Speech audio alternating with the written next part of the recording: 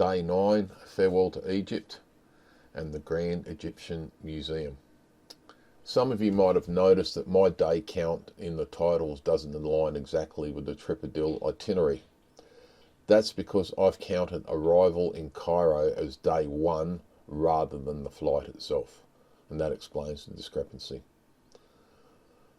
On the late afternoon of day 8, we flew from Aswan to Cairo and returned to the Jazz Pyramids Resort. After checking in, we freshened up and then headed to the hotel restaurant for a few drinks and dinner. This marked the end of our Egypt organised tour. Day 9 was mostly a free day. In the morning, our fantastic guide Adham came by to help us settle up final payments for tips and any extra tours. The tipping system worked smoothly as we paid $15 US per person per day for tips. This covered most of the tipping expectation at the places we visited. This system was incredibly convenient as Adham took care of all the details, allowing us to focus on enjoying our time. Speaking of Adham Farouk, we were all sad to say goodbye to him. He was an incredibly knowledgeable, caring guide with an excellent sense of humour. Adham always went the extra mile to ensure we had the best experience.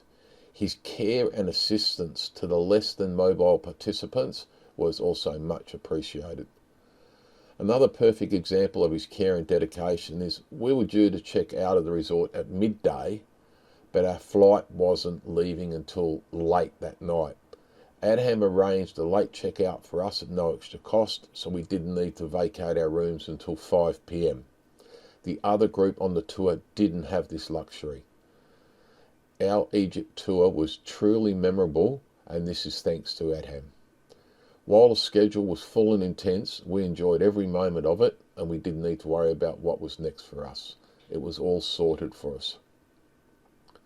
To fill in our time before the flight, we decided to visit the Grand Egyptian Museum, commonly known as GEM. This is a new museum in Giza, though not all the areas are open yet. The downside to this museum is the photography policies are a bit restrictive. You're not allowed to bring in selfie sticks, action cameras, video cameras or SLR cameras, but phones are permitted, which seems a bit odd. You have to drop your other cameras at the security desk and pick them up on the way out. That said, the museum itself is very impressive. Even with only some galleries open, it is packed with mind-blowing antiquities. One highlight is the rest area with floor-to-ceiling windows offering an uninterrupted view of the pyramids, and we never got tired of a glimpse of these. It's a beautiful spot to take a moment to reflect on the incredible journey. You could easily spend hours there exploring and soaking in the history. We headed to Cairo airport about 7 p.m. Our flight to Delhi, India took off at 23:50 or 11:50 p.m. So we had a few hours to kill.